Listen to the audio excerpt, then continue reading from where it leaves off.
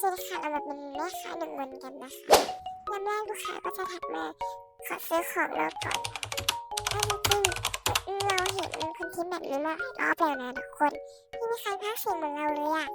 เราจะมาลองพากย์เสียงแล้วก็ทำคอนเทนต์นะแล้วก็อาจจะตัดต่อไม่ค่อยเก่งหน่อยนะทุกคนลูกค้าก็ขอสั่งการ์ดเคป๊อป3 ชุดก็คือ3 โมงนะทุกคนแล้วอย่างที่เราลูกค้าตอบเราก็จะบอกว่าเสียงเราแปลกๆเลยนะพอดีเราป่วยลูกค้าบอกว่าจะเอานิวจีนเจไอดอลก็เบบี้มอนสเตอร์ค่ะมันถามว่าเอาอะไรเพิ่มไหมลูกค้าบอกว่ามีกล่องสุ่มซิมมอนไหมเรามีนะแล้วเราก็ถามเขาว่าถามว่าอะไรเรียนลูกค้าบอกว่าเราจะเอาเรียนฮาเล็บเป็นเซตด้วยนะเสียอะไรสีรุ้งนะรวมทั้งหมดเป็น239 บาทนะคะโอนแล้วขอบคุณมากค่ะจะส่งภายในพรุ่งนี้นะต่อไปเราก็ไปหาผู้ใครคนหนึ่งกันเลยดีกว่าค่ะสวัสดีค่ะเขาทักเรามานะสั่งของค่ะอะไรดียังไงน่ารักแนะนำไหมอ่ะจะมีตุ๊กตานะจะมีลูกค้าคนนี้จะสั่งตุ๊กตาเด็กผู้หญิงให้ทุกคนทายก่อนว่าเขาจะสั่งสีอะไรอันนี้เราโยนน้องปิกาจูลงไปเมื่อกี้มันเก่งไหมเขาเอาตัวหนึ่งแล้วก็เอาเลยปอมเลยนะสีรุ้งสวยมากเลยทุกคนนะเอาคู่หนึ่งเอาไม่รีบทายว่าเขาจะเอาตุ๊กตาสีเป็นสีอะไรเลยเฉลยก็คือนั่นก็คือสีม่วงนั่นเองแล้วก็เอาตุ๊กตาเด็กน่ารักสีม่วงค่ะป๊อปปี้ไฟฟ้าปิกาจูและช่วงต่อไปนะคะเราก็จะได้มาฟังเสียงน่ารักแกะกล่องกันแพ็คกล่องกันนะคะทั้งหมดก็จะเป็น497 บาทไปฟังกันเลยค่ะ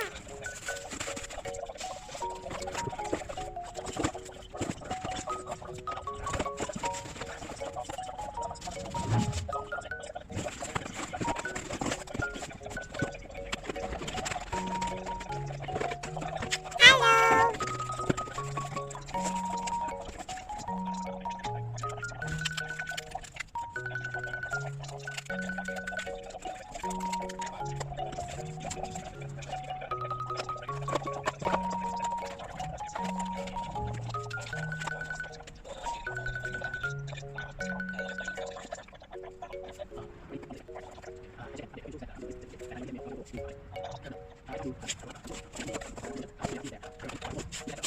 ทุกคนตุ๊กตาสีม่วงหมดให้ทายว่า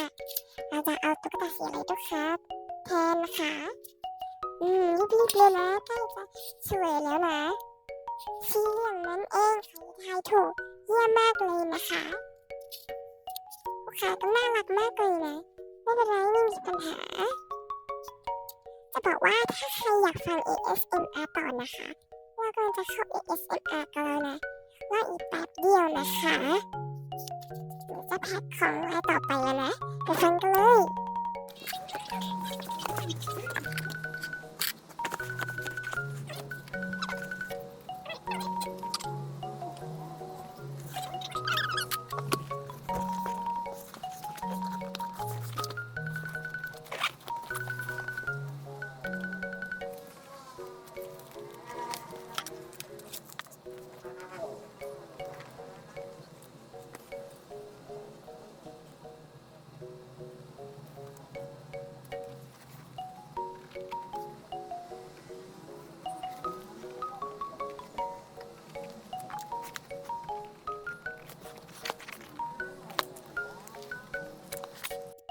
มีคนทักมาหาด้วย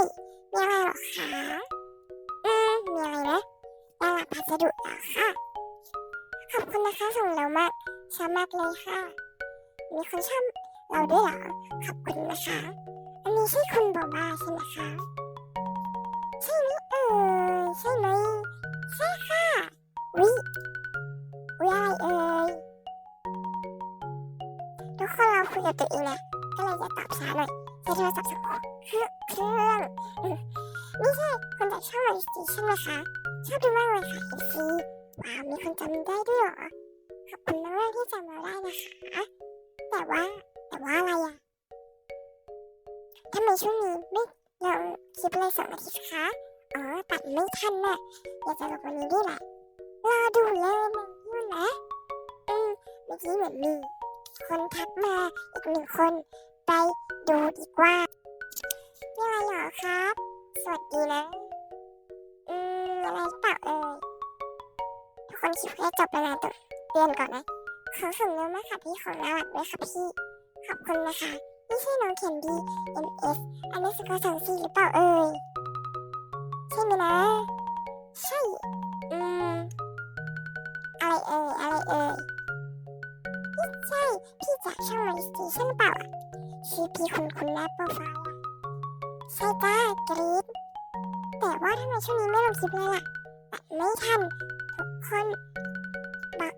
ชอบแล้วคลิปรอดูคลิปต่อไปลงวันนี้แหละทุกคนบอกเลยนะว่าคลิปจบแล้วขอบคุณที่มาดูนะบาย